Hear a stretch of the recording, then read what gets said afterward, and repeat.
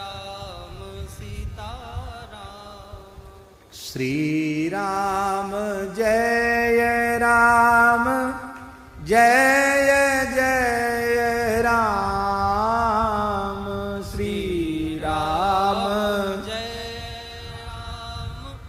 जय जय राम श्री राम जय राम जय जय राम श्री राम जय राम जय जय राम। श्री सीताराम नाम महाराज की, श्री कामधेनु गौ माता की जय। जय जय श्री राधे।